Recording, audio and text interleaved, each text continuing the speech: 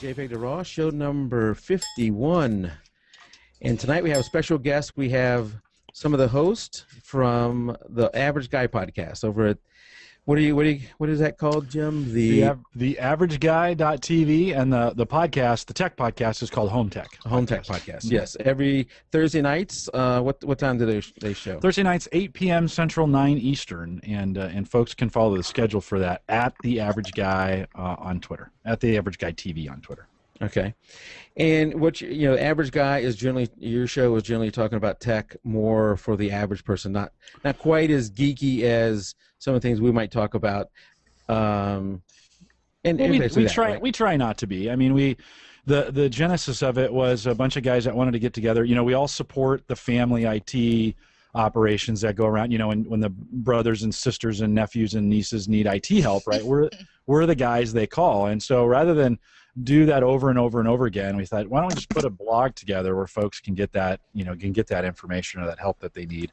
It doesn't always stay that low of a level. Sometimes these guys are pretty smart that come out there, and so they like to go deep from time to time. But the goal is just to help people out with their tech problems.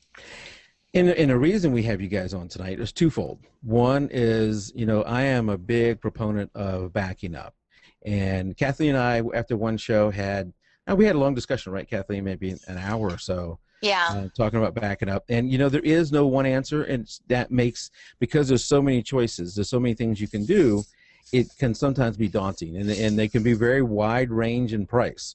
So one, we wanted to have you guys come on, and we're going to see if we can't get Kathleen a solution that works for Kathleen. And Kathleen is kind of, if you're a photographer, there's a lot of people out there like Kathleen. You've got, maybe you run a Mac or a PC, it doesn't really matter in this case. You take a lot of photos, and you need a better backup solution than what you currently have. Well, and I was sad the other day because people were posting, before and afters of their work, like when they started photography in their beginning business and then up to recent. And as far back as I could find was 2009. And I've been photographing since 2000. And it makes me sad because now I have no reference of where my start point was. I mean, I have a couple print portfolios since I started with film in the early age before digital was around, but I've been deleting things off of my hard drives to create more space for new things, thinking it was never going to be an issue. And I was kind of disappointed the other day when I realized that everything that I had from where I started is gone. And not that it's stuff that I would, be proud of, but it's a good reference point to see how far I've come. So that was kind of disappointing for me that I've been deleting things that now I wish I had. Right, and that's part of the problem of photographers, both backing up and having a storage system that will grow with them. And either whether that is something like a Drobo where you can continue to add drives, or maybe you just add another device and do it that way. And that brings us to the next reason why we're here, why we have the Average Guys here. And I'm going to see if I can pull it up here. Is the Drobo giveaway that we have been talking about. Whoops, that's not it. The Drobo giveaway that we've been talking about. And tonight, after the end of the show, is your last chance to sign up for that. I am thoroughly jealous of whoever wins this, by the way. Me too. I would love to have one of these things. Jim got this from Drobo. And Jim was gracious enough to include us as part of the giveaway. Thank you very much, Jim. And he's already packed it up and it's ready to go, I believe, right, Jim? Yeah, it's pretty close. I've got a few more things to, I've had it, just so folks know, Drobo sent it to me. I did some reviews on it, some posts on it, put some drives in it. It's thoroughly tested out and ready for the next user to just basically put hard drives in and get that ready to go. So, I've had it out. It actually, you can see it. Well, this isn't it because I packed that one up, but I have two Drobos actually, and this is the Drobo FS. So this is the 5-bay network attached device, gigabit Ethernet to it. If you know what that is, it's really fast. Just very, very fast network access. And I've loaded all 5 drives in there, Mike, and so about 4.7 terabytes of redundant space in there. And so if one of these drives went bad, I could take the cover off right here. And let's just say for some reason I got crazy and I popped out this drive, right? Oh my gosh. Okay, so that I just pulled that drive right out of the unit. The Drobo will respond. You can see it right there, and it's now moving the data around in a way to recover it. So say this drive failed, that was a drive failure, I would not lose any data in this process. In fact, right now I have access to those drives in that data. So that's what a Drobo does for you. It's not backup, and we'll talk about what backup is tonight, but it is fail-safe in case you lose a hard drive. So the chances of losing more than one hard drive when you have 5 is pretty slim, and so usually that protects. This would be good enough protection. This Drobo FS can also support 2-drive mode, where 2 drives go down. I could lose up to 2 drives at the same time and not lose any data. So important stuff if you don't want to lose your photos. Now you only have 4.7 terabytes because you're using 1.5 terabyte drives, I assume. Yeah, well, it's actually a mixture of it, and so I've got one 2 terabyte drive, 2 1.5 terabyte drives, and two 1 terabyte drives. So that's the beauty of a Drobo as well, is I can take any combination of drive sizes and put them in there, and it'll just format them to use them. And so if I filled the Drobo up, say I did fill it up, the first thing it'll do is it'll find the smallest drive and then flash a light at me and says, Jim, you need to put more space in this drive bay. And I can pop out that drive and take it from a 1 to a 3 terabyte drive. So oh, man. It does support the larger drive sizes. So that's nice. Super simple. I mean, my mom could do this, right? I mean, you saw what I did. I just pulled the drive out. My mom. Yeah. So that that is one of the solutions we can talk about later tonight, and that the downside of a Drobo, of course, is the expense. So if you're winning the Drobo, if you sign up for the Drobo and you win that, then you don't have that problem because you're getting a free one. You still got to buy the hard drives, but like Jim just talked about, you can do that over time. You don't have to buy all 4 all at once. The one we're giving away is a 4-bay. Right, Jim? Yeah, no, it's a 5-bay. Oh, sorry, 5-bay USB 3 as well. So that'll work on your Mac that has USB 3. Although I don't know if Mac has that. Oh, bummer. Yeah, but it would work on a PC that has USB 3. Just saying. It'll work on a Mac that has USB 2. It just will be a little bit slower. It will. Yeah. Indeed. Yeah. So that's one of the reasons we have Jim over here. And if you have not signed up yet, and you're watching us live, then it's really easy. There's a button right next to up at the top of the menu that says Drobo giveaway. Just click that, go and do it. The way to sign up is really easy. If you're listening to this recorded, well, I'm sorry, it's too late. Too late, so sad. Because while tonight ends the sign up time, this Thursday is when we'll draw the winner on Jim's show. Yeah, so head over to theaverageguy.tv/live Thursday night, 8 p.m. Central, 9 Eastern, and about midway through the show, and we'll just use this opportunity to introduce Christian Johnson over there, who's my counterpart at theaverageguy.tv and the creator of All Things Cool on our site, as well as the most recent NASA intern, and one of the smartest 17-year-olds I know will be the guy who gives it away. Christian, thanks. Oh, awesome. Very cool. Not a problem. He's got some pretty serious credentials, I'm just saying. Yeah, no joke. I mean, yeah, I really. watched your guys' show the other day, and I was reading all of your taglines, and I was just like, why do they want us on the show again? Like, I can't understand this. I'm going to be sitting next to some guy who's, like, working at NASA, and I'm still dealing with my 2-year-old upstairs. Well, that's 15 years old working at NASA. No joke. Because Thursday, you guys are going to bring photography to the average guy, right? So awesome. I don't shoot photography. I shoot it off my phone, right? This is as close as I get to photography. And so on Thursday night, you guys are going to come on our show and talk about photography for the average guy. So we're excited to have you guys on. Awesome. Now, somebody in chat had a question, and we'll go ahead and answer that now. Do you have to be in the live chat in your show Thursday night to win? No, you don't. You don't have to be present to win. No, you bet. We'd but like you there. We better be able to contact you because we will have an alternate. That is why we asked for your email address and the thing, so we can contact you later. We don't need to have everybody's address. We could have asked for your mailing address at that time, but there's no reason to have everybody's mailing address. We'll just get the mailing address of the one who wins. So I hope that you left us a good email. Yeah, and by the way, we won't. Once we're done, we're going to destroy all that data. We won't use it to spam you. We're not going to send you any offers. Your stuff is done. So if you've been holding off because you're afraid we were going to spam you, we absolutely won't. Yeah. So you got less than an hour left, most likely, to sign up. So let's go ahead and get into that. Into the backup. One of the things, Jim, that I was talking to Kathleen about is something that I just recently bought, and I'm going to show it to you right now. It's this little baby. Okay, hold on. There it comes. Look at that. Very nice. This? Ooh, is this what you're telling me to get? Mike? Did we lose? Oh, Yeah, we you know lost what? Mike. He's He talking. switched over to this camera. He told us just to and wait. He put his hand for the camera. Wait.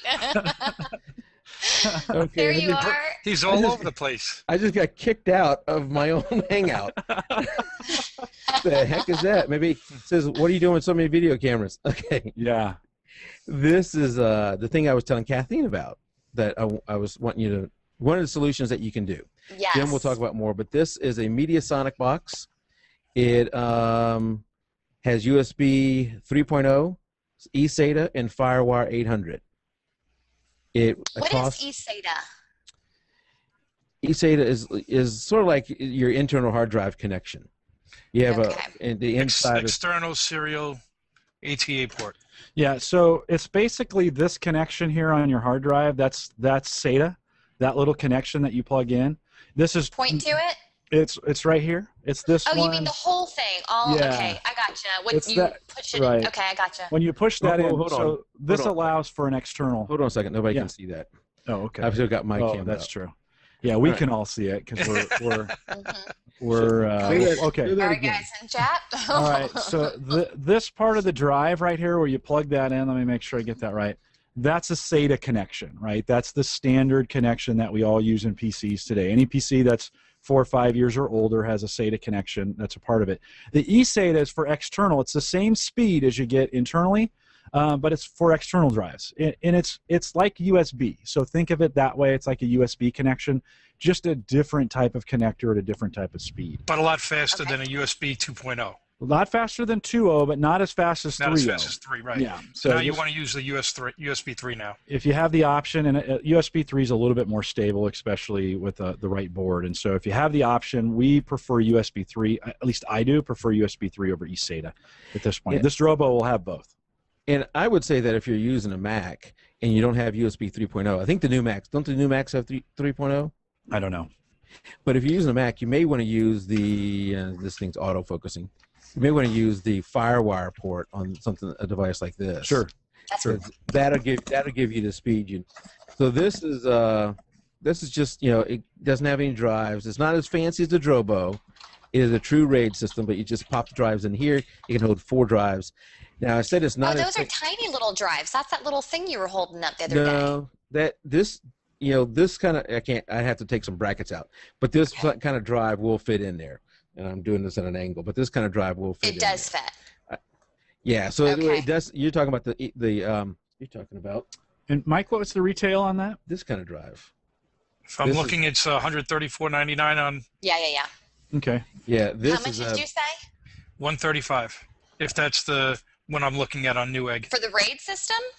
No, this one doesn't have RAID attached. So Nope. this just is a hard drive housing. This is RAID. Oh, is it? RAID. RAID 5? RAID 5, RAID Okay. 10, RAID. Yep. All right. But I'm surprised it's only got a 4-bay though. Yeah, there is an 8-bay version of this, but this is I think It's you a may be RAID looking. system for $135. You may be looking at the wrong one, Tim. I think it's like That maybe it's 190. 159. Maybe This is like Price is it's already Right. come down on price. It's already come down on price, and you're like HF2 SUS S2. Is that the model? Can you put the link in chat, maybe? Yeah, this is like eBay. Can you sell that for $119, Mike? Yeah. $119. Exactly. It's down. I $99. put it in chat on. Well, regardless, it's less than $200, right? Absolutely. What's the buy it now price? I think it's $134.99. Yeah, I think That's this. I think that's I think great. this is it. Now let's talk about the downside of something like this. Okay. And the downside of something like this is it is RAID. It means you have to fill all of these bays all at once With You the need to- same size drive. with the same size drive. You need to put, 1 terabyte, 4 1 terabytes, 4 1.5, 4 2s, 4 3s, whatever size drive you're going to do. You need to put You need to fill all 4 of them up at once. And if let's say you decide, I don't have the money to buy a 3 terabyte drive right now, so I'm going to fill it with 1s. You're stuck with 1s now. You can't add. You can't grow this. What happens is if later in life you fill this up and you say, I need more space, you'd have to buy another one and build it. That's the downside of something like this. So you're better off building it with as big of a hard drive as you can afford, And I probably will wait until I can afford 3 terabytes and then fill this thing up. And it'll support the new 3 terabyte drives? It will support 3 terabyte drives. So with that, I do lose one of the drives because of RAID. I'll go at RAID 5 and not necessarily, don't want to get too much into what RAID 5 is, but RAID 5 is basically protects you from one hard drive failing. So I'll lose one of them for that. So then I'd have 3 terabytes. So it'll be 9 terabyte of storage. That's awesome. Pretty good. And it's not, you can tell it's not that big. Yeah. No, sorry, Jim, go ahead. No, go ahead, Kat. Go ahead. What's the price comparison between something like this and like a Drobo? How much is just the casing of the Drobo without your drives? Yeah, so that's going to be around 200. The Drobos are going to start around 500. So it's significantly more, but a little more intelligence, a little more ease, and a little more convenience in the Drobo. So the ability to add drives, you can monitor it from the network. Mike, I'm sure that's got some monitoring. Is it aware on the network when it's plugged in? In other words, can you get to it through a browser and manage it? Yeah, that's a good question. I don't know. Okay. I haven't. It is USB 3.0, so it doesn't have a network port. So you'd have to. So it'd probably be locally managed from your PC as opposed to being maybe managed from a network interface.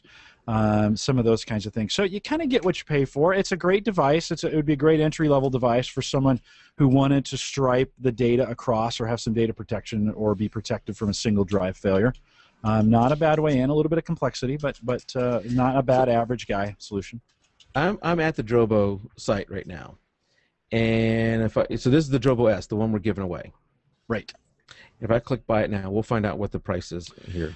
Yeah, and that's going to be full retail from them. So this may be a little bit high, but they say $7.99. Yeah, I've seen them as low as $5.69. And where are you seeing them for $5.69? Well, hold on. Well, I'm looking at the Newegg. The FS is $5.29. I don't know which one this is. Put the link in chat, and I'll pull it up here. I don't know if they have the Drobo S. They might not. That one is. They've got some new ones coming out. So they got the FS. I don't know if this one here is. They might be moving those off. Mm-hmm. What does the S or FS stand for? Sure. So the S is for the USB 3. And it's just S for storage. If you just want to say that. So Drobo S. Oh, Drobo S here is $5.99. Yeah, on Newegg, right? Yep. Yeah. So and then it's in chat now, Mike. Kathleen, the FS is really for network storage, right? So the FS is the ability to, that one is just network attached. You don't attach it to a PC. You plug it in through just a network port, and it actually becomes network aware, and then you can access that from any PC in the house. It creates its own drive letter. It's almost like its own space on the web, only internally to you. So you can go to the Drobo. You can use multiple PCs to access the Drobo FS from any place on your own. So the FS should be more expensive than the S? Well, right now is a strange time because they're starting to move those out because they have new ones coming in. So it just kind of depends.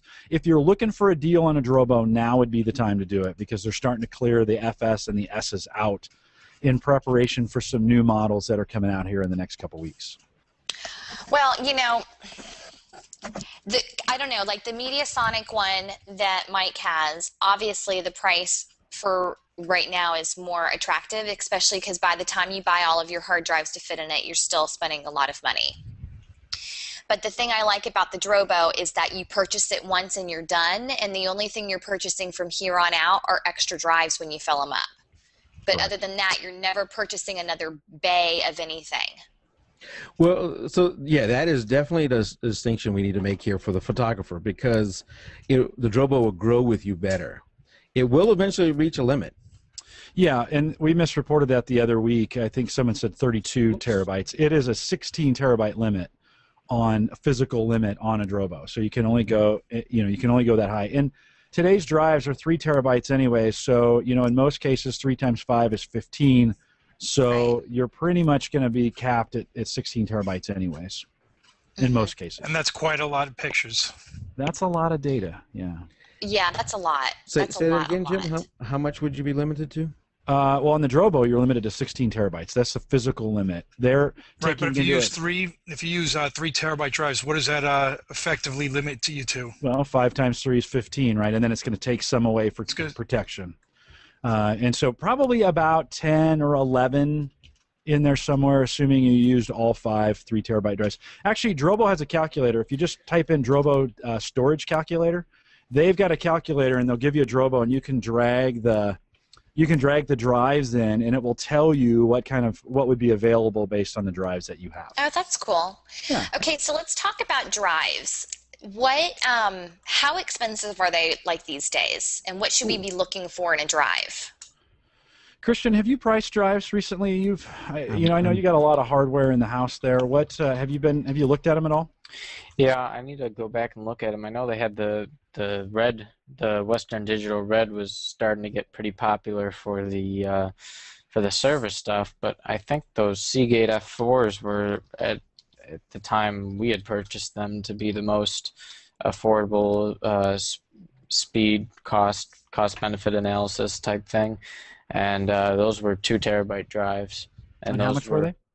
Those were, when we had them, we got them around $80 a pop, and it was a steal. And then when the hard drive plants in Japan were wiped out, they went up to like $300 a drive.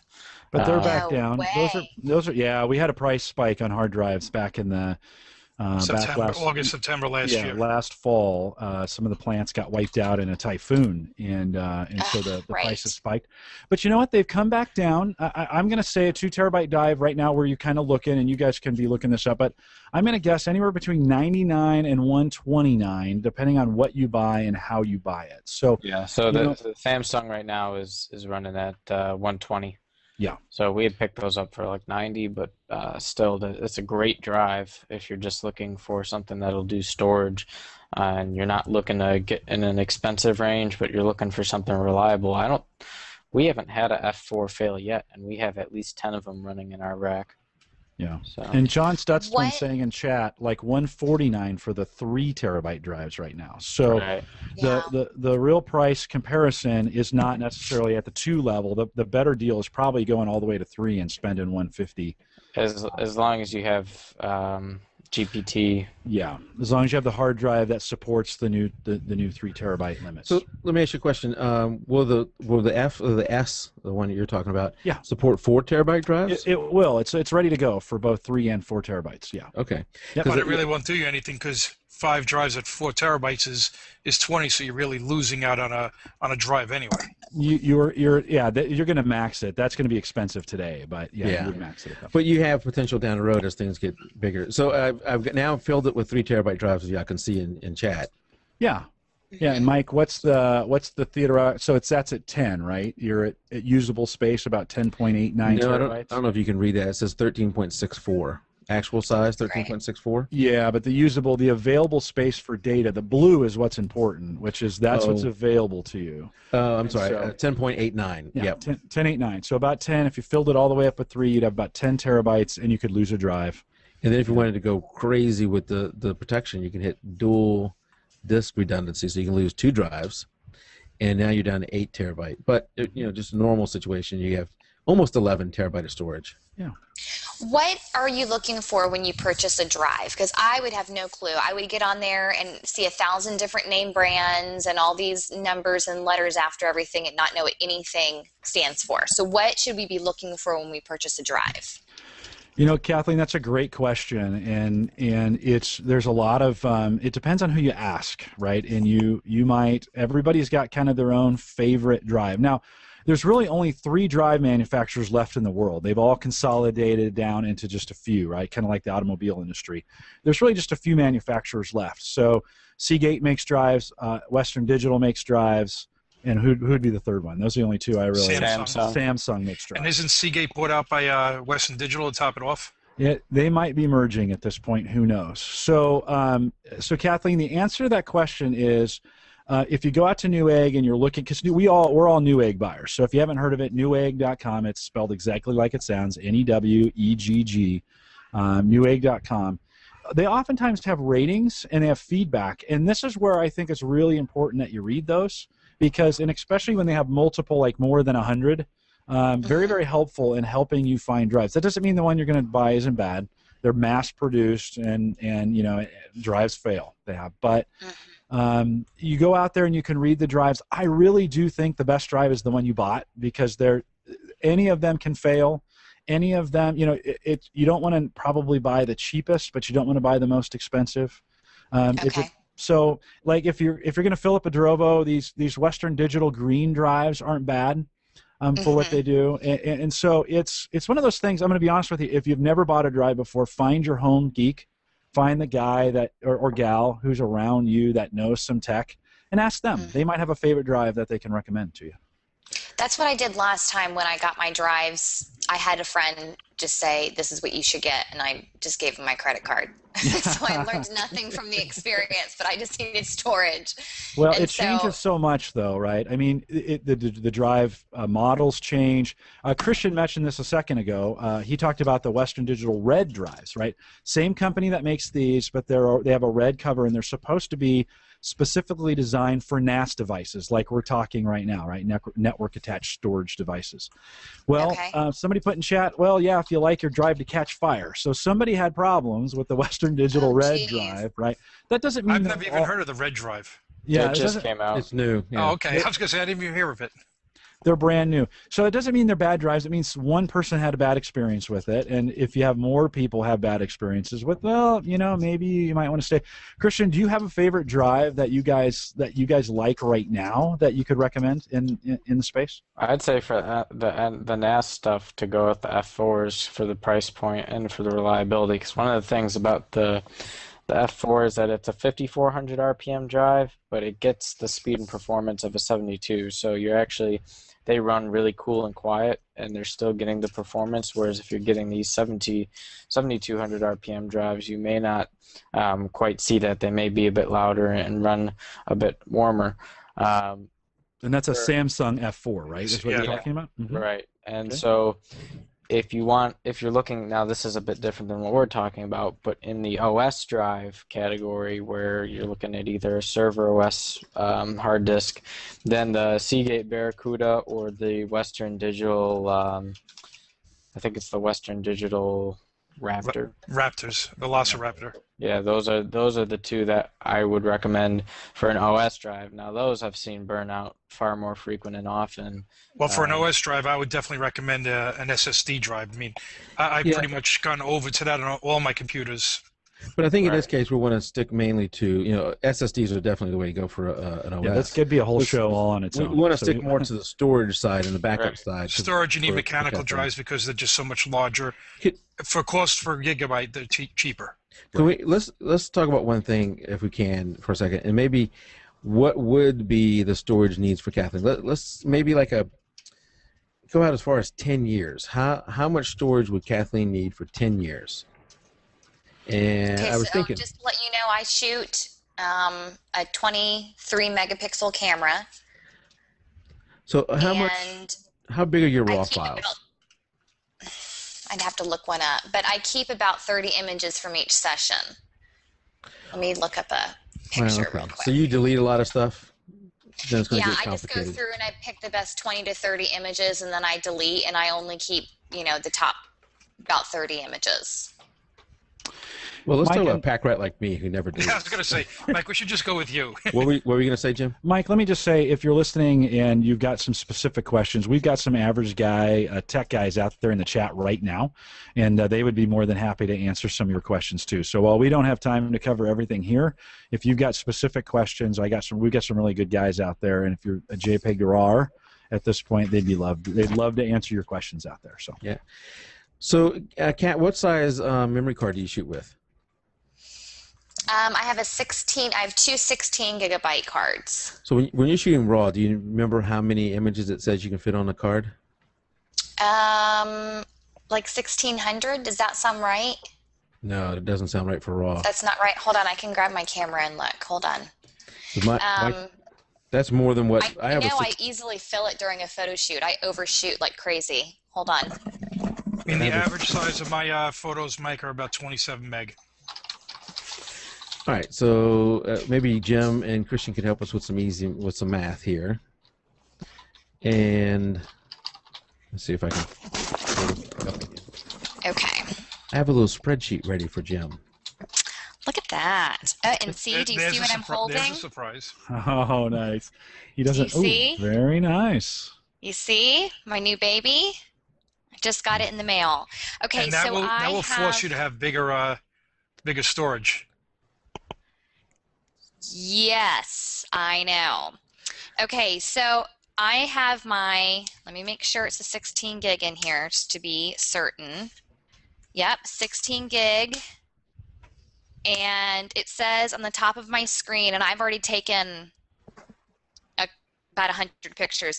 It's got 1,418 shots left. Are you shooting But raw? I'm not. No, I'm not. I've got it in large JPEG right now because I was shooting with my son. Hold on, let me throw it into RAW. There we go. Because I think when you go to raw, you're going to drop down to the 600 range. Correct. I would think I was so going to too. say 500. Yeah. Oh, geez. The love of a new camera. You can't figure out where anything is. Okay. We could have just gone with a guess. We didn't have to. Yeah. We can say 400 to 500, right? Probably. Yeah, you guys would know better than I would. Let's I've got it right say here. 5. It says 379, and I've already taken about 100 pictures. That's right at 500. Okay. So if you shoot 500 images, I don't know if chat's going to be if that's going to come through on chat very well, but 500 images on a 16 gig card, right? So how do I convert that to terabyte, Jim? Well, she'll fill up that card with 16 gig. So Yeah, let's just Will say I fill it?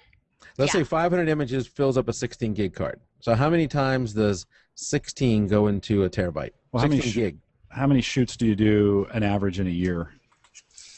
I do about 4 a month. So what does that come to? Were you going a different angle than I was going? Oh, I see. Well, I was just thinking 20. If you think about it, let's just round the numbers up to make it easy, right? So 20 gig, basically. 32,000 photos per terabyte. Yeah. 32. Okay. Well, I don't need the spreadsheet then. We got Christian. So $32,000. $32,000 Photographs for a terabyte. photographs per terabyte. And if she goes with the Drobo with only 2 terabyte drives in it, that's 7 terabyte. Whoa. What's that logic? If she is putting 2 terabyte drives in the Drobo, it comes back to 7 terabyte. Right. That would be Of the usable space. 7 Of usable- available of usable space. But Yeah. but make So the for the- math easy. Just call it 8. Okay, we'll Right, say at 8. that point.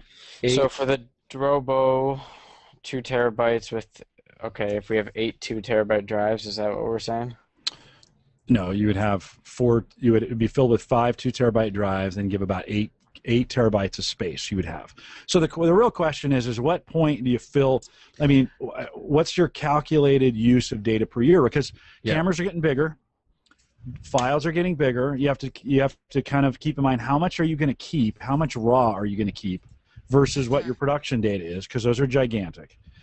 And then you have to kind of span across and say, okay, what is my business realistically making in data every single year, right? So that I know in 2 years, am I gonna fill up? Just to say, for example, whether you go with the RAID or the Drobo, you have 10 terabytes of space, right?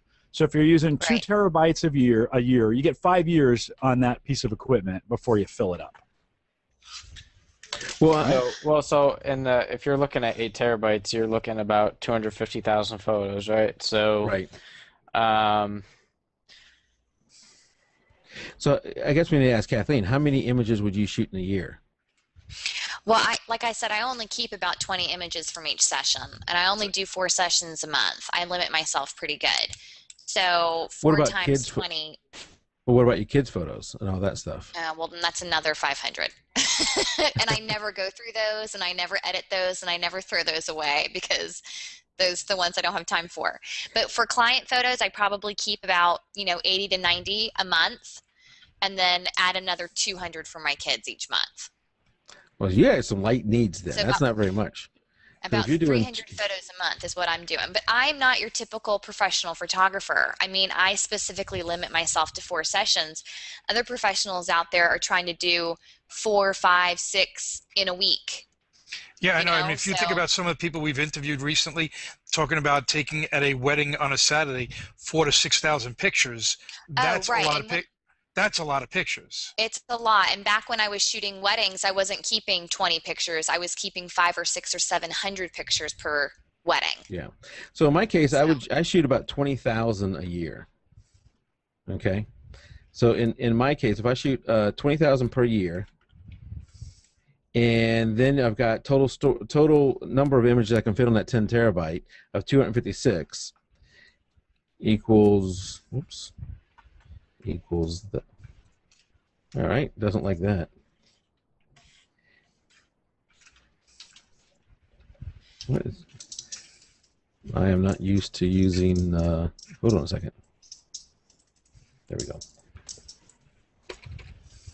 Mike, while you're doing that, let me just say to folks, because we can sit here and calculate for a long time.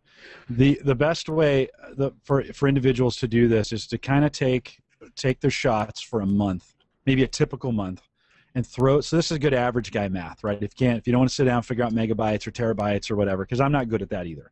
So take a folder and take all the pictures that you've shot for a month, if it's a typical month, and drop it in a folder on your desktop. Then right-click on that folder and go to Properties, and it will do the math for you and tell you exactly how much storage space. Then just multiply that times 12, and that will give you an idea of your data needs for a year. And then, like your home budget, because we can't really tell you what your home budget is either. You've got to sit down and say, okay, realistically, where am I going to be in the next year or the next 2 years? And Mike, I think the more important thing, and the message we really wanted to bring to you guys tonight, is not just that I'm building some kind of data center, so to speak, where I can put these, but we know that real backup is really 3, 2, 1, right? It's that data needs to be in 3 different places, and preferably one of them off-site somewhere, because you can have it. Say you win the Drobo tonight, and we bring it home, and you've got your image on your laptop or on your desktop and on the Drobo, and then your house burns down. Well, no amount of Drobo storage protection is going to save you because it was only in your house.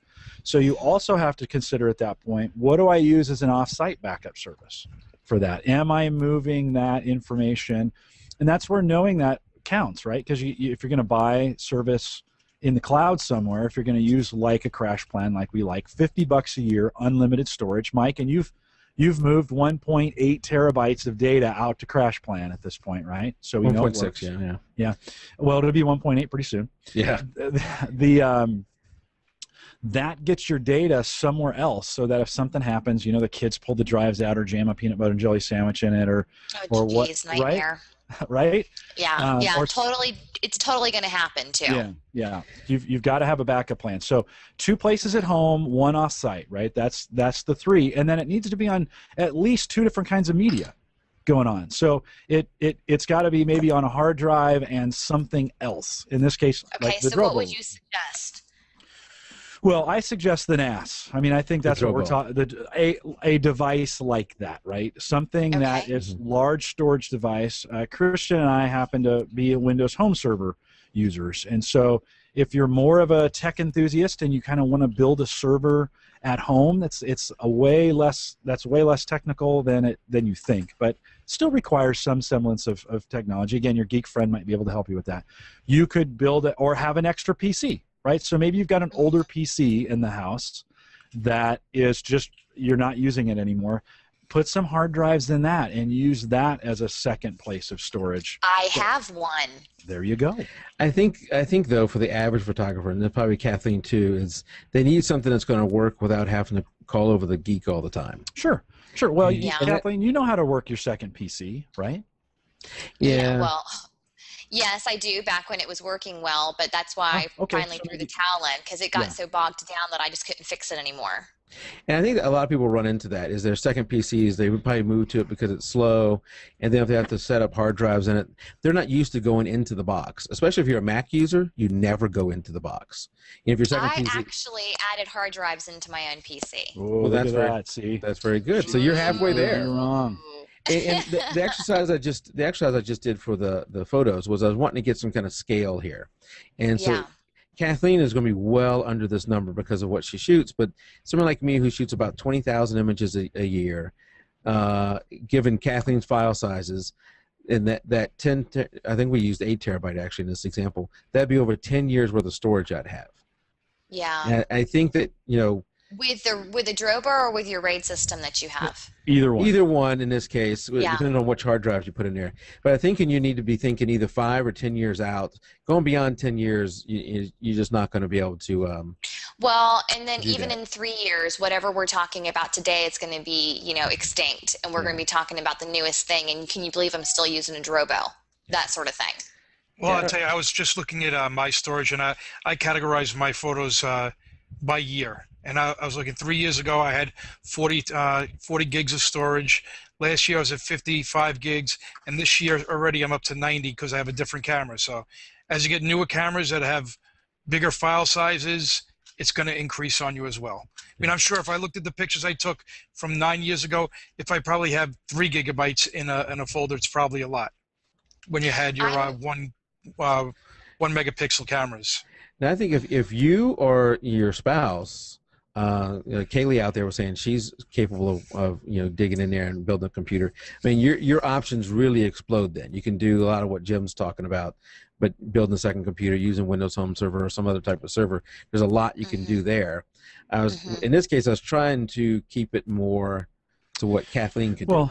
So let's say what she wants to do. Mike, let's talk about that real quick, because that's a pretty simple solution. Most people can buy one external drive, right? That's a Western Digital bookshelf drive, right?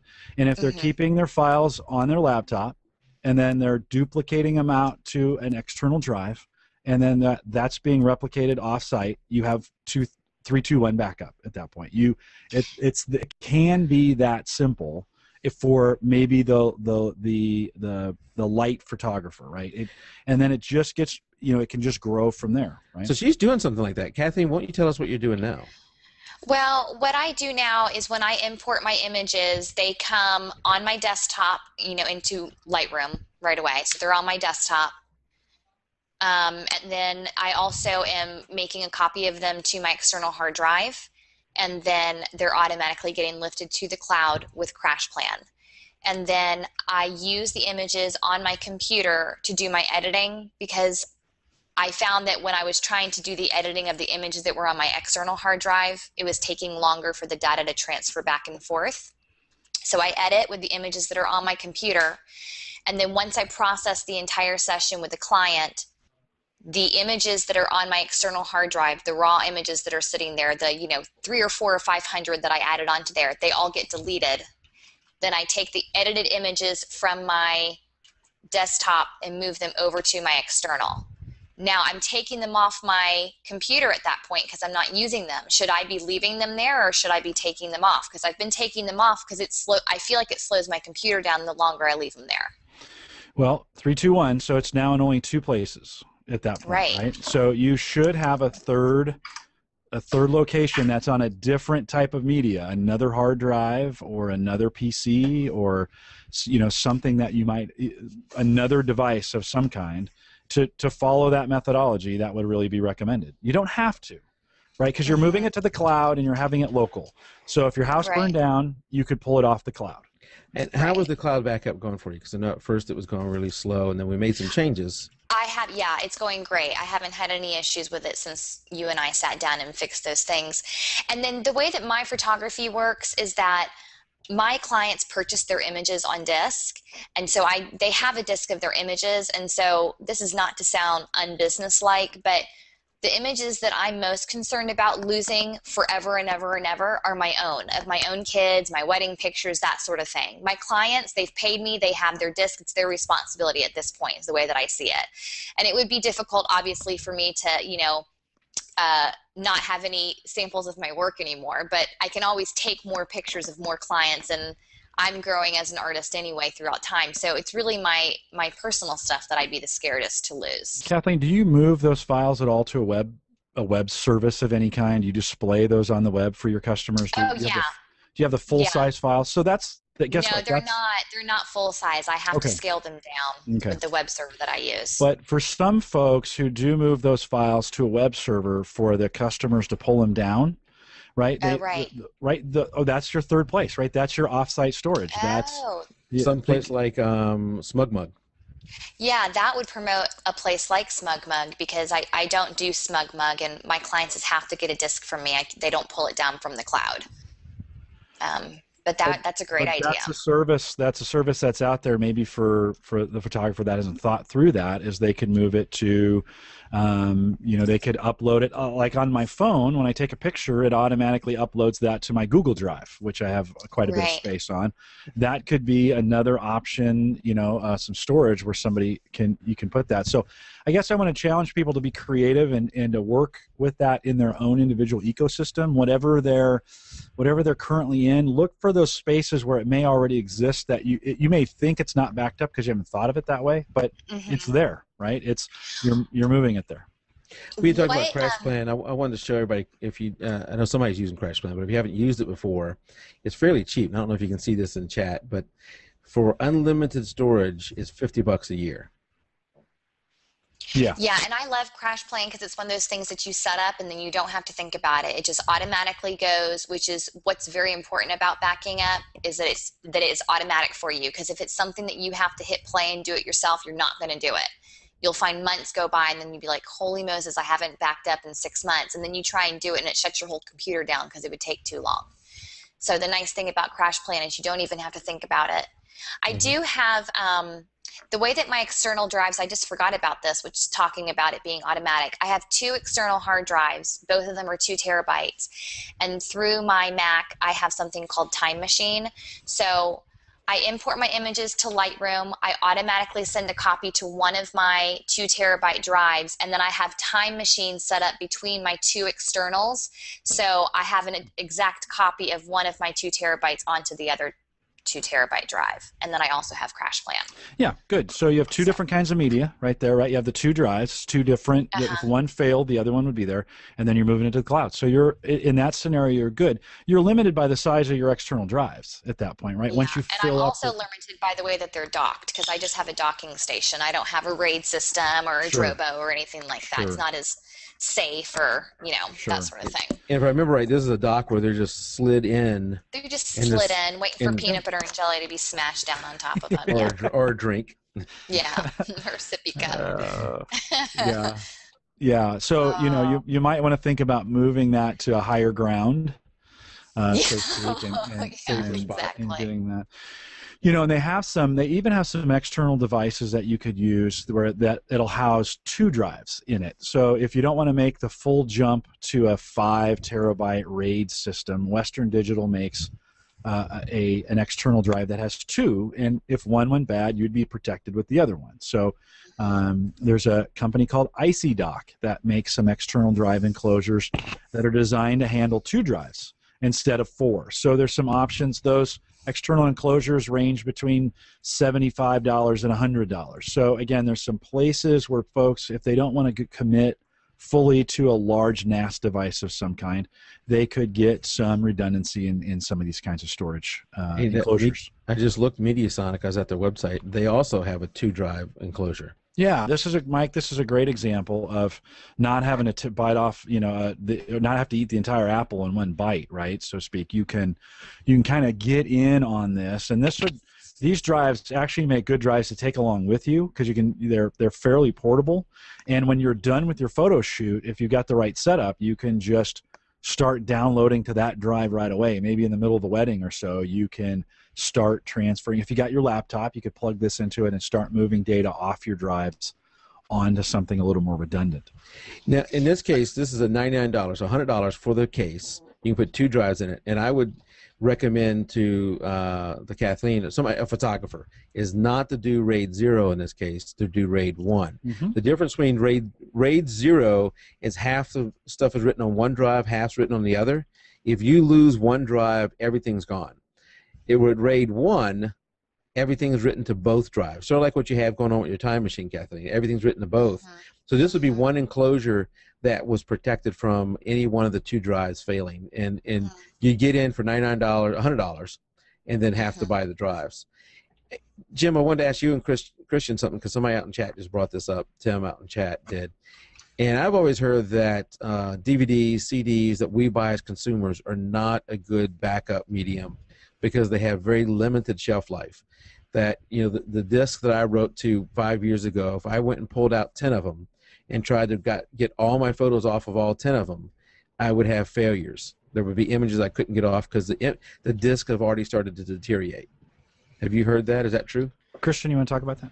Yeah, I mean, I think before you even get to data loss and integrity, especially for photos like this, I really don't think it's practical with the other sources of technology and how cheap flash memory has become to make DVDs a viable source of backup. I mean, I remember even back in 05, 06, when all the PCs would ship with, backup DVDs so that you could back up your OS to DVDs, and that just, you don't even see that anymore.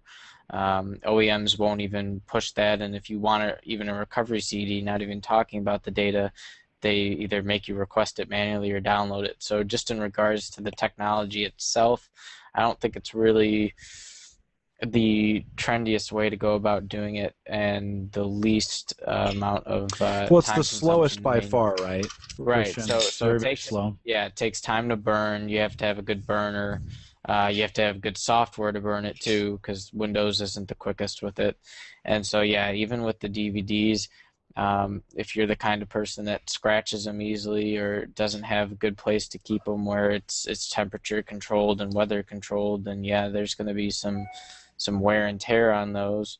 Now, again, that doesn't mean that, I mean, I know I have discs that have been sitting in our basement for 30 years that work just fine and boot up just fine, but when you're dealing with that large amount of data, even though it's unimaged, that transfer of trying to copy something so large that's relying on the laser in your DVD really just isn't the smartest with what has evolved in the last 5 years for this kind of stuff.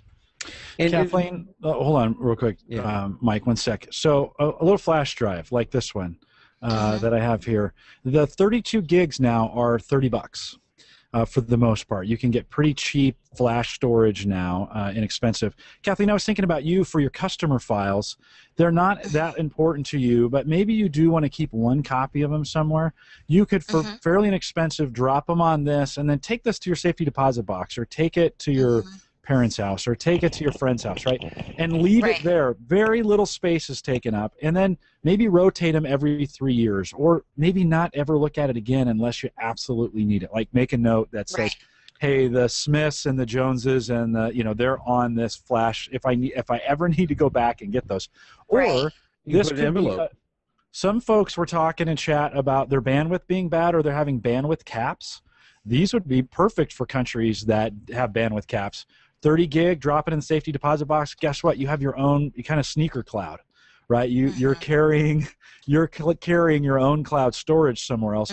We used to do that with hard drives, but now these things are so cheap and so expensive. I can buy, I can buy 4 or 5 of them for less than $150 and probably put most of the pictures that I want on there. So this has become viable only because the prices have dropped so drastically in the last 3 months. Well, I try and act all hardcore, like I don't care if I lose my clients' pictures. Of course I care, and especially because I just had one of my clients. They all become friends of mine. That's just the way this industry works, is they don't stay just clients for long. And I had one of my clients / friends, her husband just passed away, and of course the last images that they had of him were ones I took. And of course, when he passed away, their whole family is in upheaval and they cannot find the disc of their images. And so they call me saying, can you help? We need pictures for the funeral. And this guy was young. He was like in his early 40s. And no, I don't have their images because I've had to delete them from my hard drive to make space for new clients. And so I try and act all hardcore, like I don't care if I have my clients' images, but in all reality, I would love to keep them all for them. But I do want to say for other photographers that are out there, to cover yourself, if you run a digital-based business where you sell people their images on disk and you're giving them the responsibility for storage, I have it in my contract that it is their responsibility for storage and for backup of their images. It is not mine, because I would hate for anything to happen to their images and then for someone to get sue happy and then to come after me for not being able to keep, some special memory from their life. Of course, it's never happened, but I just have it in my contract saying that it is the client's responsibility to back up their images from the discs, that CDs or DVDs, which is how their images are delivered, do fail over time, and that they need to have multiple forms of backup of their images. Yeah. So, Christian, what's the lifespan on this? Is this NAND memory? Is that what these what's on these flash drives? It doesn't really matter, but what's the lifespan on a flash drive? Are we to the point now? I guess what I'm asking, are we to the point now where you put it on flash instead of on a DVD for your customers? Yeah, I mean, flash is volatile, so there is, depending on if you get a high capacity and what types of flash drives you're looking into, there are some that you can get that will last you longer.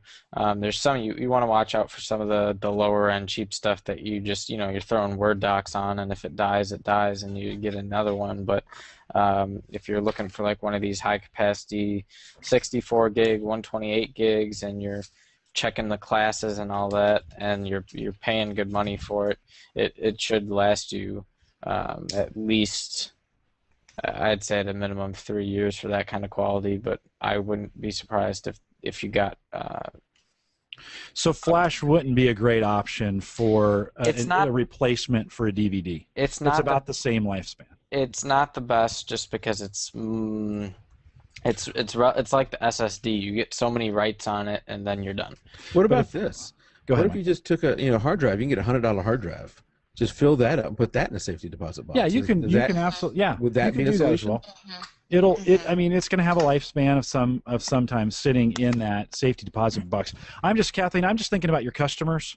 And to be honest with you, I don't really want my pictures anymore on a DVD from you. Give me a USB flash drive, right? And 4 gig on a typical DVD in space, those are maybe $5 or $10. Now that's expensive, more expensive than the DVD because you buy as many. Way more expensive, right? Yeah. But maybe a little more convenient. Or if I get a 30 gig, you could probably get a couple customers on one of these and then drop this somewhere so you could get back to it fairly easily. Yeah. And, I've seen some photographers buy individual flash drives for each customer. So instead of burning a disk of images, they've been doing that. But there's still included in the still price, a couple bucks a pop versus a couple cents a pop. Right. So, right. I mean, I haven't done it yet just because I feel like I want those couple extra bucks in my pocket for my family. But sure. I don't know. It's something to think about. Yeah, and there's a little bit of the CD failing. There's some people out in chat said they've never had any fail on them. I've had numerous of them fail on me, and it could be the quality of the writer, quality of the disc that you're buying. All that is going to play into that.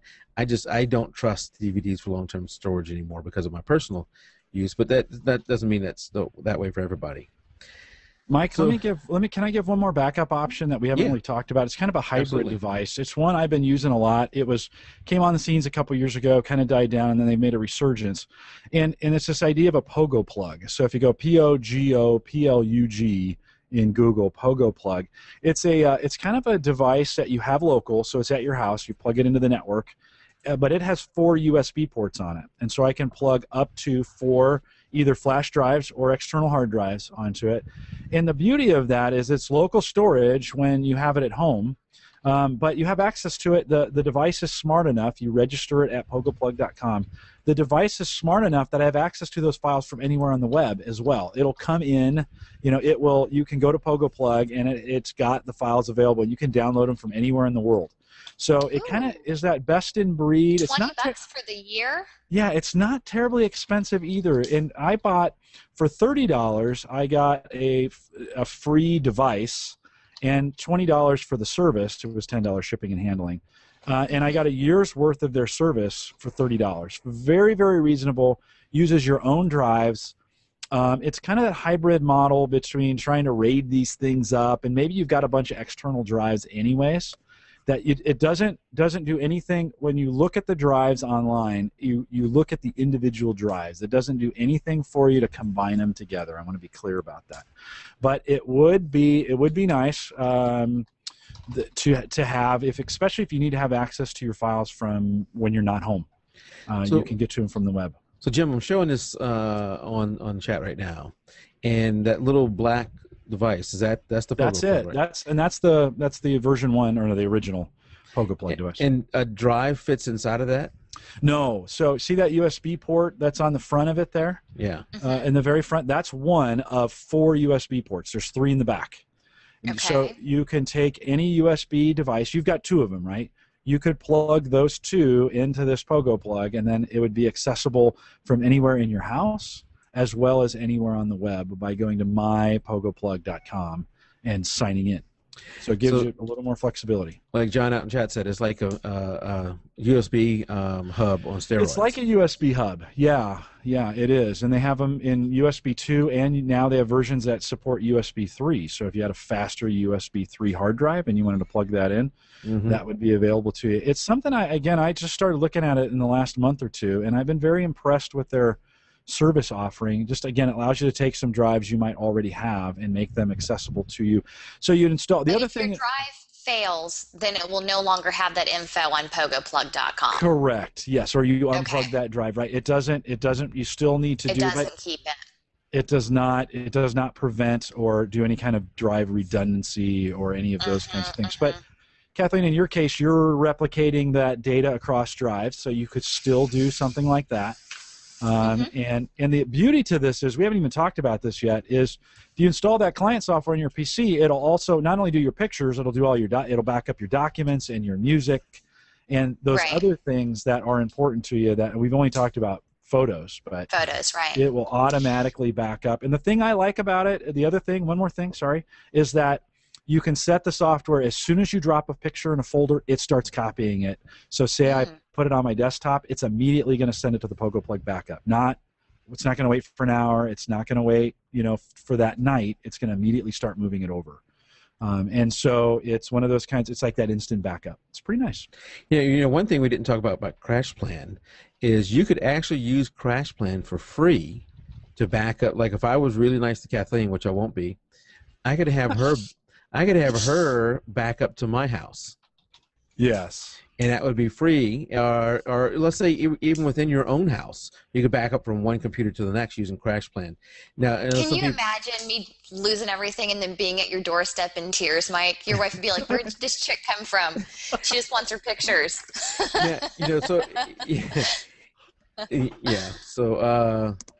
Anyway, if you but the way that works practically, Mike, is say you have a friend, Christian and I are friends, and I have like 2 terabytes of data that I need backed up.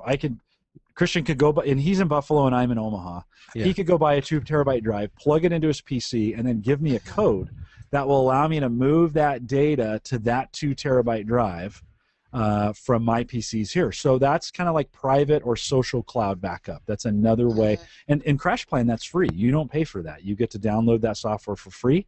And it's a nice way for friends to back each other up and not incur any kind of cloud costs. And if you want to do that, you need a friend who is going to be always on. Their computer is always going to be on, because you don't want to have them shutting their computer off every night and doing that.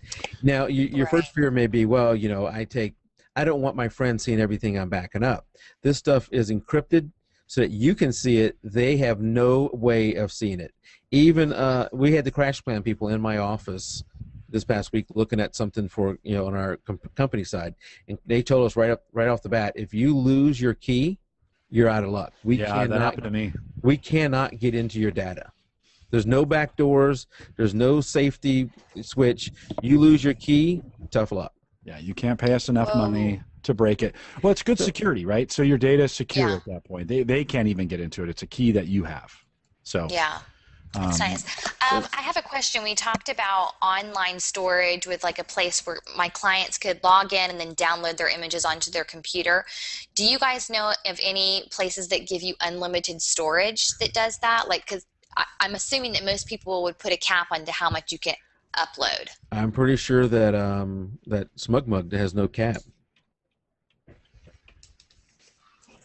Because that sounds like an awesome extra thing for me to do, is to put stuff online, and I'll still give my clients a disk, but also let them know it's on there. Here's a passcode. If you ever need to download it, it's not going anywhere. It will always be there. Christian, do you know the Google Docs limit? Is it 5 gig? Yeah, I think it's somewhere around. I know SkyDrive's like 25. Yeah. Well, I use Flickr, and there's I don't think there's a limit either on that. And you can load full I images. I put my full resolution up there. Okay. So that's Yeah. actually the Flickr. ones that I want to keep. Yeah. That's where I have them as Can you give people permission to download your images from Flickr? yeah, and anybody can download the pictures. Anybody can. Anybody can. Now you can also set it up so that you have family and friends, so that only like the family can see them. So you can kind of block it, but that's not what Flickr really wants you to do. Flickr is kind of meant to have it so that anybody can see it. SmugMug, you can protect galleries, you can do that kind of stuff. You can also, sell your images straight from SmugMug if you wanted to, but you don't have to. Right. And I think I do belong to the Pro account, which I believe is like $100 a year or something like that. They have a smaller account where you wouldn't be wanting to sell it. It's like $60 a year where you wouldn't be selling images through it. But I think both of those offer you unlimited photo storage. What I'm not sure about is whether it does the RAW or not, because I upload straight from Lightroom right into SmugMug, and it sends the whole it sends a JPEG file, I think. Sorry. That's yours, Kathleen. Yeah, it's mine. But SmugMug's something to look at too, and you can do it straight from Lightroom. So we're like an hour plus into this. So Kathleen, have we got you any closer? Or are you still? There's a lot of options here. So I know it's very confusing. I'm definitely much closer. I really love the idea of the Drobo that once I buy one, I don't have to do it again. As far as buying the docking station, you just have to buy more hard drives. But when we were talking about how many images I'm saving and the longevity, how long something like that Mediasonic box would last me, I think I'd probably be fine just to go with the Mediasonic because, like we said, in 5 years, there's going to be something new and improved and better out there than even what's best now. So I think I'm going to go with what you just bought, Mike. Yeah, and I think you brought up a good point. Is it really depends upon the volume you're shooting. In your case, like you, where you're maybe not shooting as much volume, and you may find once you have a little bit more storage with the Mediasonic box, that you might not want to delete quite as much, or you may still do that. Whatever works for you. If you're someone who shoots a lot and doesn't delete a lot, like I do, you may want something a little more robust or something that can grow with you. And the difference with the Drobo, so you got to buy both boxes. The box that I got is like 150. The Drobo is going to be, what did we say, 500? Say 6. Say 600? Yeah, say 600. So, and then you got to buy the drives. But the drives are going to be even. You're going to buy drives either way. So you're talking about that. What's the largest that can fit in the Mediasonic? What's the largest drive? I think it's 3 terabyte. Okay. But I'm looking it up now. But Kathleen, you might be good at this point just to fill that up with 2 terabyte drives at the price point they're at now, and just set it and forget at that point. You might get 3 or 4 of those drives in there and be fine.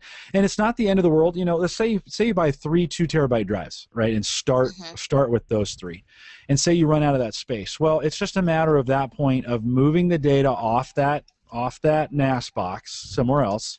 So a temporary move of the data, then put 2 new drives in and rebuild the RAID array so your storage builds back up, and then move that data back on. So it's not one time and done when you're talking about RAID. It does require a data move to get that done. Okay. But it's not impossible, right? You could, there's some things you could do to maybe bridge. Where would you unload that stuff while you were? Well, that's a great question. You need some space to be able to do that, right? So you might yeah.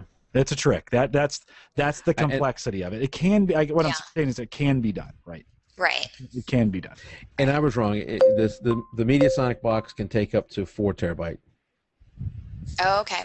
I just got the warning about the hour limit, so y'all be watching. Right. But 4 terabyte drives are expensive right now. You would not want to buy those. They're going to be expensive. Right. Mm-hmm.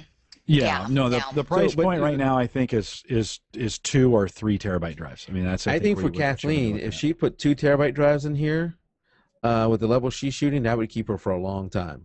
Yeah, I'm happy with that. I think I'm good with that, especially because I've been going for so long with just 4 terabytes of external hard drive space, and literally I've just filled up one 2 terabyte thing, and I've probably had this for 3 or 4 years. and I've only filled up my second 2 terabyte drive is just backup of my first.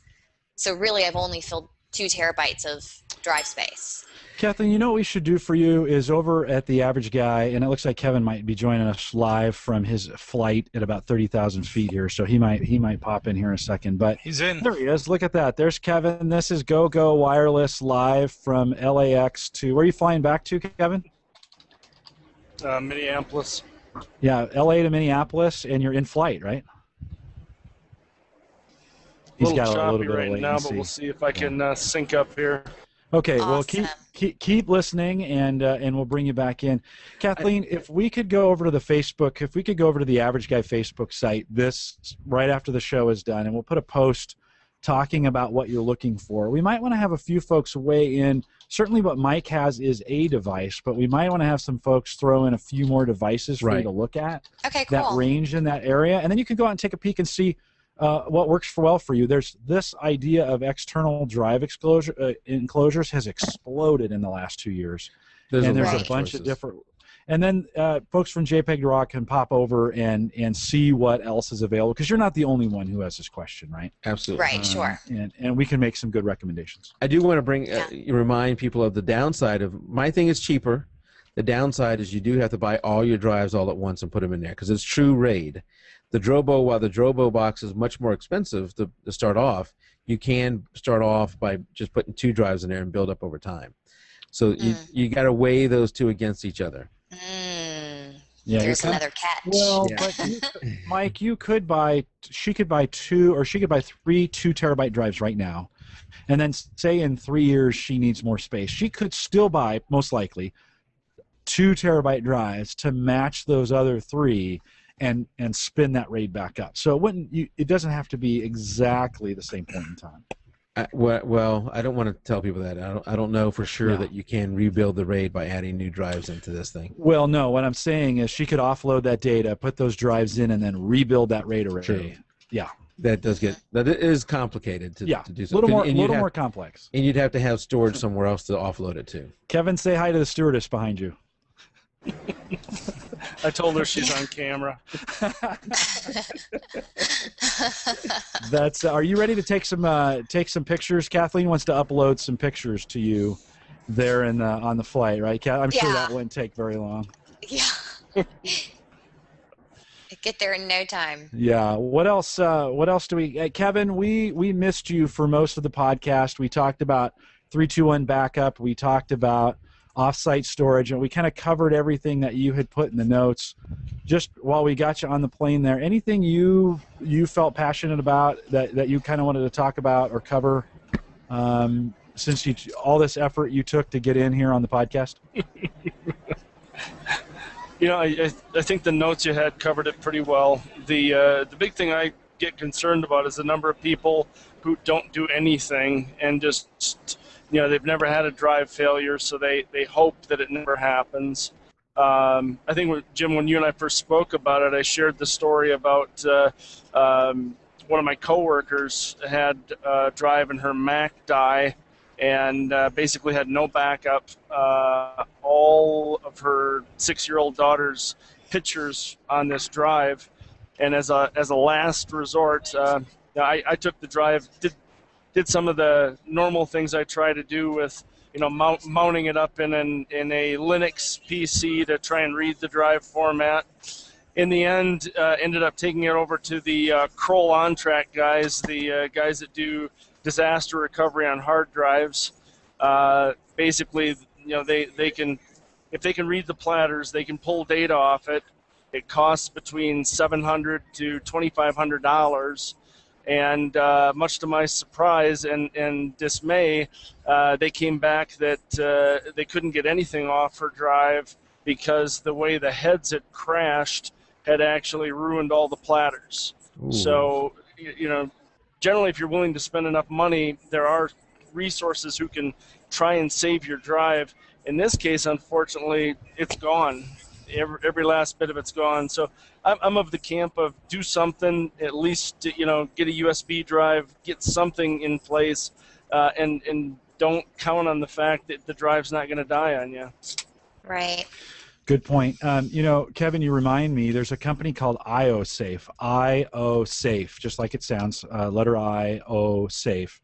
And they actually make some fireproof and waterproof hard drives. So right below the Drobo here, if you can see it, I don't know if Mike's got me in focus or not, but right below the Drobo is an IOSafe Solo, and it actually can survive up to 1,500 degrees of heat, and it can sit submerged for up to 3 days in 10 feet of water. So wow. imagine if my house caught fire, right, and the fire department comes, right? It's going to probably sit in some flames, and then it's probably going to sit in some water until I can recover it. So again, if offsite storage is not, if you can't get it to the cloud, you might want to consider a fireproof, waterproof. And Kevin, you'd made a point in the notes that putting your hard drive in a safe in your house does not necessarily prevent or protect that drive, because the temperatures inside that are safe still going to get so hot. Right. Yeah. And so that doesn't necessarily guarantee it. The drive here is protected by a foam, a ceramic foam that keeps the inside temperature cool enough that that drive can survive a fire and water. So if your house did burn down and it came down on top of it and the fire department doused it with water, chances are you'd be able to pull that IOSafe Solo out, unscrew the case, and pull that, just in a protective case on the inside, be able to pull that out and recover it. And so again, that'd be a good solution if you're not if you can't necessarily move it to the cloud, but you want to protect against catastrophe in your house. I mean, even like a Hurricane Katrina, where that flood was, some of those houses flooded. In most cases, those drives would have survived, even submerged, for a couple days. And so some folks can think about that as well. Those drives are about, they're a little bit more expensive. So like a 2 terabyte drive is like $299. So they're maybe twice as much as the normal drive, but you're getting this protection around it. Yeah. So something else to think about for folks. Yeah, there's a lot of options. For me, the off-site storage is why I wouldn't need something like this, because I'm storing off-site. But Mike, I think about our friends in Australia and Great Britain, and even some here in the United States that have caps. If you have bandwidth caps, then off-site storage is going to be a real challenge for you if you have bandwidth caps. Christian, you guys have a lot of data, and you might actually be able to talk to the photographer who has tons of data.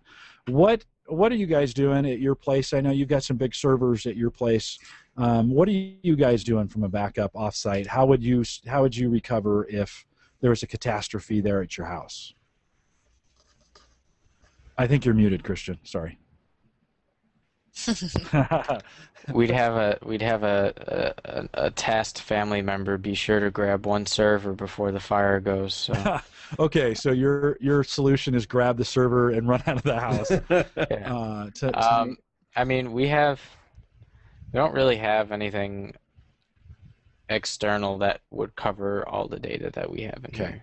So that's a challenge, right? I mean, for the person who has a lot of data storage or a lot of pictures, there is definitely a challenge there associated with getting this thing right. So, Kevin, do you have any thoughts on large storage? I mean, no Crash Plans Unlimited, but do you have any other thoughts on what folks could do? Well, I'm glad you brought up the IOSafe deal. The local tech writer in St. Paul actually got with the local fire department and tested it out, and basically put it in a burning house and kept it underwater and put it through its specs, and it really did work. My kind of dream deal for that is if I could get Drobo and IOSafe to go together and get me a fireproof, waterproof Drobo, I think would be a nice add.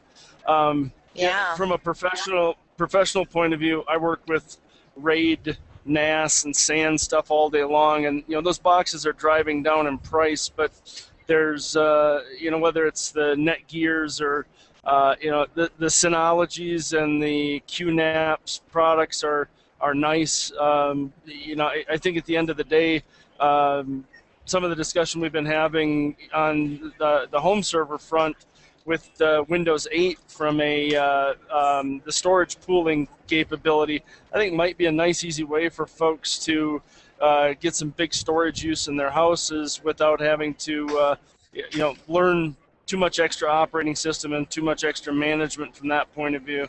So I think there might be an interesting thing there. Okay. Good stuff. That is certainly a challenge. Large storage, that might be a great solution for that crash plan social idea, right? Where just buy another PC and load it up with some drives and take it to your friend's house and say, can I plug this into your network? And then use crash plan to move your data over there. You could build a fairly nice off-site, a cheap PC, because all you needed to do is run crash plan. So a cheap PC with a couple large external drives on it, and you might be in business, and you might make a friend. Jim, you talk about that, and I think that's a great idea. I mean, my in-laws live in Connecticut. I'm in New York. That would be so easy for me to do. I have spare computer parts. I can easily build another computer, stick it somewhere in the house, connect it to that network, and say, don't worry about your network charges. John Zadler out in chat, who's a big home server guy with me and Dave McCabe over at homeservershow.com. He mentioned the HP microserver, and HP has recently it's called the N40L, if you're keeping track. It's a small little box that actually it's sitting right here next to me. You have a lot sitting back there. I do. It has Kathleen. It's got 4 bays in there that are like a Drobo, but it's a PC. And so, sometimes the complexity of adding drives is what's the most difficult for people. They don't want to take the case off. Right. Yeah, it scares them to death. Yeah, this has a door right up front. In fact, I can probably, I don't know if you can see this, but I can. No, my microphone's in the way. You can open the door, and it's got 4 like Drobo bays inside it that just pop out, and you put the hard drives in them and slide them back in, and it makes it really, really easy. So that has been on sale as recently as inexpensive as $250 for a full-fledged PC minus the drives. You get one OS drive, which is 250 gig. You could put Windows on that and then take that off-site. You could load 4 2-terabyte drives on it and have 8 terabytes of space and use crash plan. So there are options out there that are available that wouldn't be all that, that's cheaper than a Drobo. Yeah. So that's a great deal. And I think you got people who are savvy enough to build big systems like Jim has and Christian have, and I have. I don't use any of the solutions that we're talking about. Then you got people in the middle who maybe can set up a computer in the home and do a little bit like you were just talking about there, Jim. And then you have the photographers who really are just looking for an external device I can plug into my computer, put some drives in it, have that as storage, and then do some off-site. So you really have a range of people there. And I think Jim had a good suggestion to go to his group, and we'll put a link in our group too, to go out there and continue this discussion, because there's so many options that we're now coming on an hour and a half, and I feel that hopefully Kathleen hasn't left us even more confused. Because I feel good. I like what you say about I'm definitely in the third category of, I know that I would certainly be capable of figuring out the more technical things and maybe even someday building a computer. I think I'm smart enough to figure it out, but the time is of the essence for me. And when something goes wrong, I've got to get it backing up and working quickly so I can do my job, which is to get people their photographs. And if I'm trying to, add drives into a computer, which I've done, and by the way, I was terrified because the instructions say that you can get electrocuted from it, and to make sure you're not sitting on, 1 foot in water and 1 on a carpet and whatever it tells you. I'm just like, holy Moses, like, what am I doing? Why do I even have this thing open? Someone take the screwdriver out of my hands. I was so scared. But it was fine. But I think that most photographers can agree with the third category and say, we just want something that's going to work, and we know that it's working, and it's not something else that we have to make it work. Right, and it's not necessarily like you just said, a capability. You're smart enough, you're capable to do it. It's just you don't have the time for it, or you don't want to do that. Either way, or if you do, then that's all. That's good. But a lot of photographers don't want to have to deal with that. They want something easy to use. And then you have, in that case, you have the Drobo, the IO Safe that I talked about, the Mediasonic. There's a number of choices there. We'll have, I think Tim has been keeping notes. Tim, trying to, trying to keep up with the notes. So we'll have a lot of those links in there, and we'll continue this discussion in Jim's Facebook group. Yeah, the Average Guy. If you just go to Facebook and search the Average Guy, that Facebook group will come up, or catch me on Twitter at J Collison. Yeah. So now we're so late. We need to go ahead and start wrapping it up, and we'll open up a little bit here to chat for questions too, if y'all don't mind. But as we're waiting for some questions from chat, so the Drobo, the Drobo. I'm pointing at my thing. It's not a Drobo. Jim has the Drobo. The Drobo thing still going on. I'm not going to gather that spreadsheet until we're done here. So if you haven't signed up, you have a little bit more time. But don't forget to come to Jim's show this Thursday at what time, Jim? 8 p.m. Central, 9 p.m. Eastern, and all that we'll have the same cast of characters. Kevin will be out, and he won't be available, but Christian will be back with me, and you guys are going to school us. We get to do all the talking on photography at this point. And buddy, I like ask you all the questions. This will be great. I'm looking forward to this. And if you're looking for the link, and how do I get there, all that kind of stuff, Jim will have it on his Facebook page. We'll put it on our Facebook page. We'll put it in a group. You don't have to be there that night to win the Drobo. It would be good if you were, because then you could see who won. But we'll do the drawing that night and announce the winner, and then Jim will mail it off. He's got it almost ready to mail off. Yep. And as that giveaway ends, we're going to start thinking about the next giveaway, because we finally reached the amount, Kathleen and Tim. We finally reached the amount on our Amazon account where I have bought it. It's not here yet. I bought it, and it's coming. It's a Wacom, not Wacom Bamboo, Wacom tablet. Wacom Intuos, I think is what it's called. Yeah, Intuos 3 or 4, whatever that one was. I posted it on Facebook group. I've ordered it. It's coming. We got to decide, Tim and Kathleen and I, what kind of giveaway we're going to do, how we're going to give that away. And then the amazing thing is the Amazon account is already back. We had some large purchases, and it's already coming back up. So we may be doing our next giveaway before long. Is that what you do, Mike? You use the Amazon money to buy prizes to give back away? Yeah, so I've mentioned this before. That's awesome. So that's a good question. Let's just mention that a little bit here.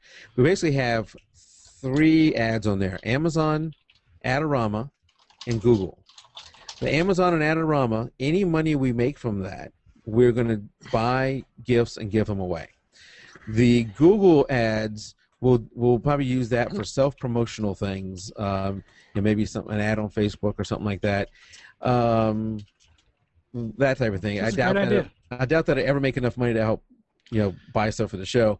I intend the show is not meant to make money. We don't intend to make money with the show. If it ever got to where it's making a lot, if we're having a lot of people buy Amazon stuff, we'll just give away bigger things. Awesome. Yes, because he's not going to give Kathleen a salary when I have to be late because my 2-year-old won't go to bed. Yeah. I was talking about doubling your salary. Kevin, I want peanuts and a soda. You think you can get those for me back there? That's I can get you pretzels and cookies too. There we go. Well, Mike, that's a great deal. I should think about doing that myself. That's a good idea. Yeah. So if you're a jpeg2RAW fan, it is. If you're a jpeg2RAW fan and you're going to buy something from Amazon or Adorama, come to our site, click on the link, and then go and buy whatever you're going to buy. And, it doesn't have to be photography related. The show gets a small credit, and as we get those credits, we'll buy stuff with it. It doesn't have to be photography stuff too. Like I had to buy birthday gifts for a niece, and I got her stuffed animals on Amazon, but I used the link from the jpeg2RAW page to do it, and so the show still gets credit. So it's anything that you get from any of those sites. It doesn't have to be photography related or tech related. And I can look and see how much money we're making, but I can't tell who's buying what. I have no idea where it's shipping to, anything like that. So there's no privacy concerns that way. I made a mistake. So at the same time I was buying the Wacom tablet, I bought the Mediasonic thing, with my own money, the Mediasonic thing. And I went to buy a new card reader, 3.0, a USB 3.0 card reader. It's still in the box. The mistake I made was I bought 2 of them. So my first thought, you're going to give one away? Is that what you're saying? Yeah, this is not that expensive of a gift, so we'll have to think about what we're going to do with it. But as I'm pulling it out of the box, I go, look at that! They gave me 2 of them. Then you looked at the bill. And then I looked at the bill and said, "Oh crap! They charged me for 2." I paid for 2. Yeah. Thought I was getting free stuff again, but yeah, we'll have to think about that because if you got a USB 3.0 computer, I mean, this will make a world difference in downloading those Oh, images. it's so fast. Especially with any of the newer cameras. Yeah, it's so much faster, Mike. I just and you know you have it if you have a blue in your USB slot. It'll be a blue piece of plastic in there. You can see Instead it of black, correct. Yeah, instead of black, it's blue, and a very bright blue, and it's 10 times faster than USB 2. So if you've got one of those and you're moving data, use your USB 3 port long before you use your USB 2 for sure. Jim, I have a topic for one of your shows. Yeah, I love it. Go ahead. Eventually talk about the Thunderbolt that the Mac has. Oh yeah. So yeah, that's good, and that's time, coming another place. Yeah, Thunderbolt's coming to PC too, so that's cool. Okay. We'd love to talk about that. In fact, there's a Western Digital NAS box that is Thunderbolt capable, and it stores 4 drives. John Zadler, who's out in chat right now, just reviewed that and has been talking about it over at thehomeservershow.com. So awesome. A very cool piece. Yeah, we'll put that on the docket for you. Okay, sounds good. They asked out in chat if, this is show 51, does that mean that next week is our 1-year anniversary? No, I think it was in July was our 1-year anniversary, and we missed a few weeks early in the show, and we've kept a couple here or there. So, no, 52 shows, I guess you can say 52 weeks, but we've missed a few. So we've already had our official 1-year anniversary. No, we didn't. We don't have an anniversary until we celebrate it, and we celebrate it by Kathleen getting gifts. Hey, Kathleen. What's on your head? Oh, sorry. Yes, my beautiful headset that I got as a gift. Nice. I like it. I'm not feeling the love up here, Mike. You're too far away. She's like 5 miles. Yeah, but you never met her. That's true. And so going back to the money, if the Google ads started to make enough money, then we might spend that on things that the show needed. Right now, as I'm watching the CPU load, as we were doing some things, the CPU load got pretty high. So there may come a time when I need to upgrade the CPU. I will probably do that with my own money. The Amazon and Adorama money will never be used for those things. Those will only be for giveaways. Because, we know how much these things cost us. We're talking about all these Drobos and this Mediasonic and the hard drives. When you get into photography, it's almost nothing is cheap. It's all expensive. The software, the hardware, the lenses, the cameras, it's all expensive. So the little things we can do to help give back is what we want to do. Mike, let me just say, too, if you're a Drobo fan or you've gotten interested in Drobo, they have some new equipment coming that we're going to be covering both at theaverageguy.tv and at homeservershow.com. So they've got they have a mini Drobo, and they actually have some Drobo coming out with super fast memory in it that will allow. Yeah, it's got SSD. Well, it's kind of like SSD, but it's super fast memory and some SSD caching that will make the transfers very, very fast. So, if you're into that and you want to follow us, just watch over the next couple months. Those things will be coming out. We have a great relationship with Drobo, and Mario promised me he would be shipping some gear, and we might even give one of those things away. So watch for it coming up. We might have another one in the next couple months. Well, as we close out, and we'll end here in a second, and then we'll just hang out for a few minutes after the show. We're working on booking the fall guest. Kathleen's working on a few. I'm working on a few. I have to say. Yes. I just have to say this. I haven't even told you yet. I got a call back from one of my all-time favorite photographers. I cannot say her name because it wouldn't be right until we actually get her on the books. But I'm letting you guys know in chat, this one's huge. Ooh, I can't wait to hear this. Yes. Huge. You have to tell me later on. I will. I'll tell you who that is. So right before we came into the show, I got a note back from Topaz Labs. I don't know if y'all have heard of Topaz Labs. They have agreed to come on the show, so we just have to work out a date. Awesome. And even better than that, they agreed that they're going to do some giveaways with us. So, those are free. We don't have to use the Amazon money for that. We haven't asked too many of these people to do it. They just volunteer it. Yeah.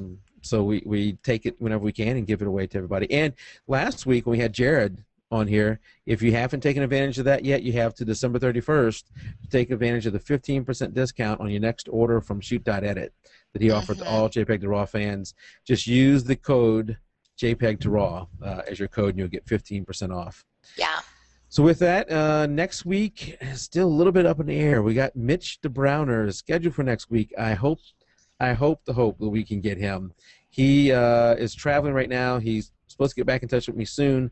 He'll let me know if that's going to work out next week. If we can, there's something special I want to do for him, and I'll tell you offline, Kathleen, Okay, what cool. that is. I like our little secrets that we have, right, Tim? Yeah. That's correct. Mitch, I put this out in the Facebook group a while back. Mitch just won the 2012 Sony World Photographer of the Year Award, which came with a nice cash prize. In addition to that, he had a 10-page spread in National Geographic July issue, which is, not every photographer gets that.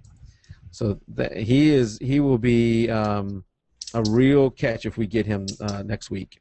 So be watching our Facebook group for that. And if you're not a member of our Facebook group, or watch our Facebook page for that announcement, if you're not a member of the group, join the group. There's a lot of good discussion going on out there. Just search for jpeg2RAW on there. And that's it. That's all I have for tonight. You guys. Awesome. All right. We'll see y'all next week. Good night, Bye, everyone. guys. Thanks for coming Bye, on guys. the show. See you next week. You bet. Thank Okay. you. Actually, we'll see you Thursday. We'll see you Yes. soon. Yes, it's right, Thursday. And everybody out in chat will see you on Thursday. Yes.